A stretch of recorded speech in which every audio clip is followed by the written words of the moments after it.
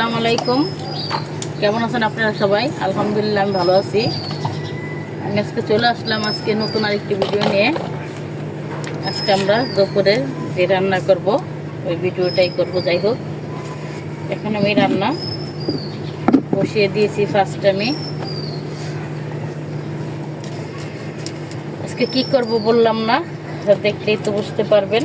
তো যাই হোক, আমি এখন ফার্স্টে চুলাটা ধরিয়ে নিয়েছি, ফ্রাই প্যান বসিয়ে দিয়েছি। আমি এখন কিছু ধনা পাতা কেটে কুচি করে রেখেছি, এগুলাকে ভেজে নিব ভর্তা করার জন্য। সাথে রসুন এবং শুকনো মরিচও ভেজে নিব। ফার্স্টে এগুলো ভেজে নিয়ে পরে চাকটা ভাজবো, বেগুনের চাক।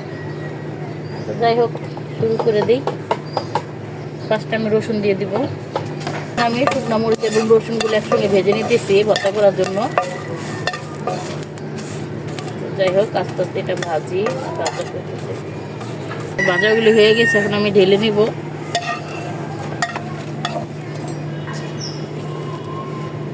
ধনে পাতাটাও ভেজে নিব।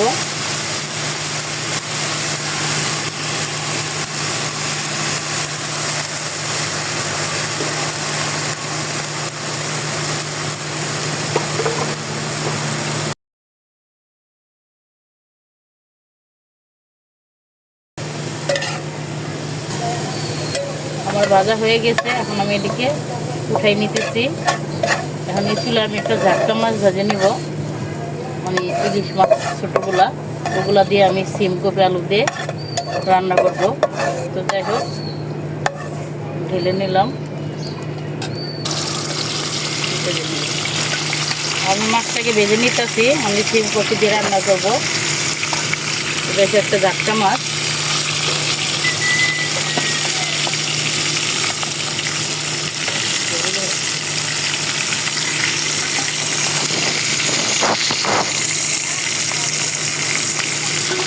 এগুলোকে আমি তুলে নিয়েছি।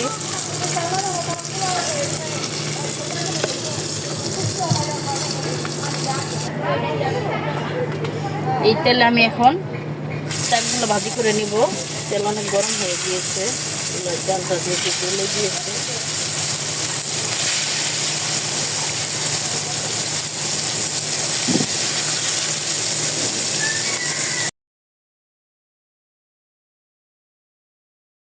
আমার শাক ভাজিগুলো হয়ে গেছে, এখন আমি তুলে নিব।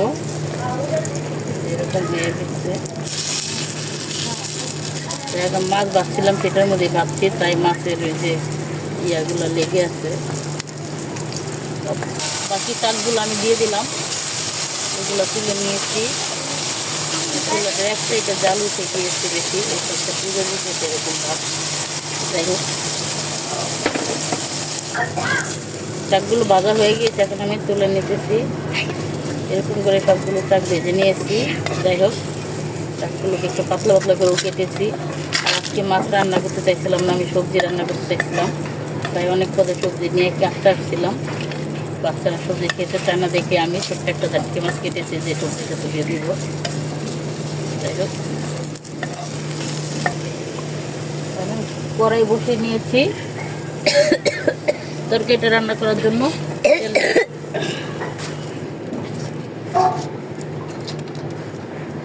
দেখো, আমার কড়াইটা গরম হয়ে গিয়েছে, এখন আমি তেল দিয়ে দিব।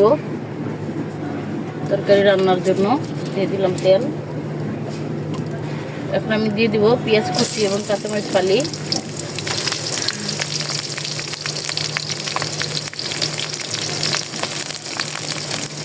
লবণ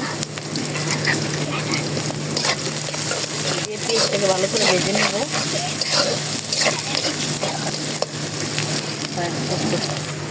দিয়ে দিলাম আমি আদা রসুনের পেস্ট।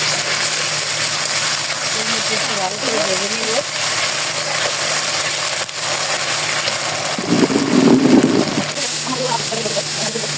লাস্ট হলুদ,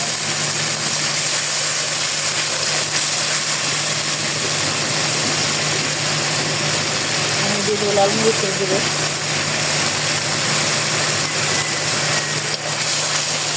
ভালো করে কষিয়ে নেবে এখন মশলাটাকে।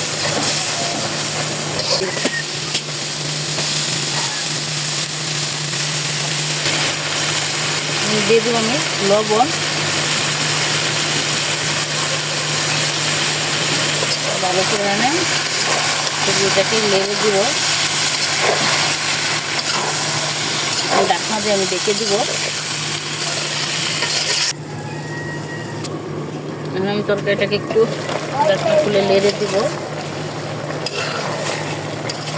আর একটু কষিয়ে নিব।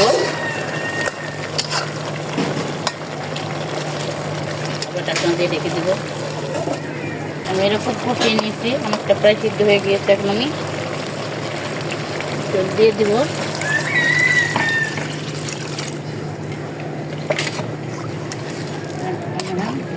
ভালো করে শুকিয়ে নেব, তারপর বলক ফুটে গেলে মাছটা দিয়ে দিব।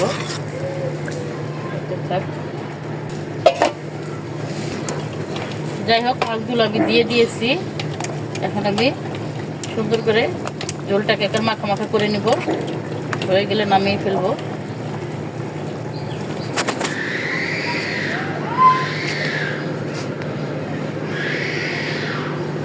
গেল কই কাঠবিড়ালিটা? পিলপিলে গেছে গা, ক্যামেরা বুঝাই যেতেছে না কই থেকে কই যেতেছে গা, একটা বার উঠতেছে না, এত চালাক।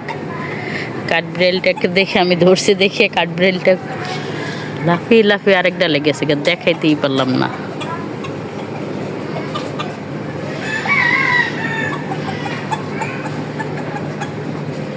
যাই হোক, মোরগটা সুন্দর সাদা,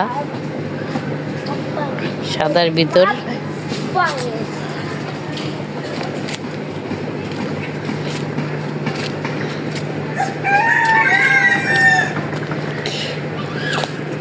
চলে যাইতেছে। দেখছো, মোরগটা খুব সুন্দর।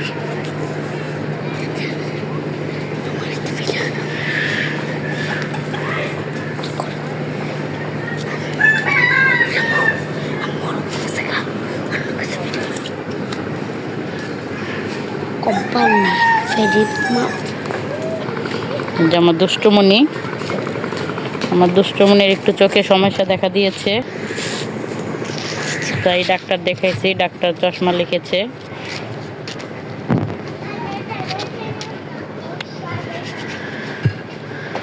কেমন আছো তুমি?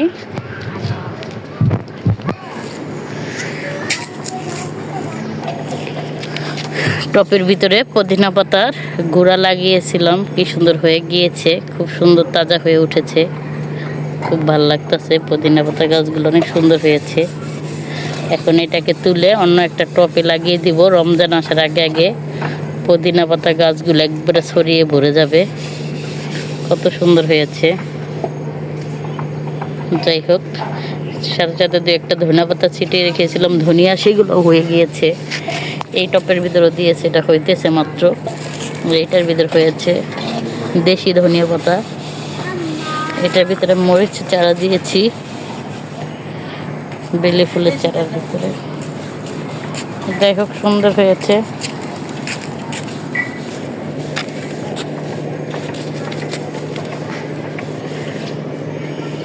গাছটি একটু ছাঁটাই করে দিতে হবে, তাহলে গাছটি সুন্দর হবে।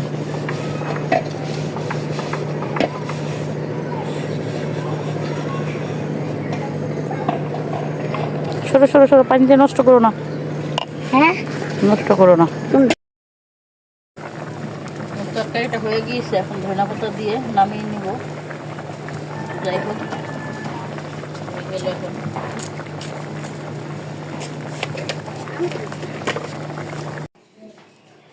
যাই হোক, আমার রান্না হয়ে গিয়েছে। ধনিয়া পাতা ভর্তা করে নিয়েছি, সাথে মরিচের ভর্তা আছে একটা, বেগুন ভাজি, জাটকা মাছ দিয়ে সিম কফি, সাদা ভাত। যাই হোক, এখন খেতে দিয়ে দিব, আমরা খেতে বসে যাব। তো আমাদের ভিডিওটি কেমন লাগলো? যদি ভালো লেগে থাকে তাহলে আমাদের পাশে থাকবেন। আল্লাহ হাফেজ।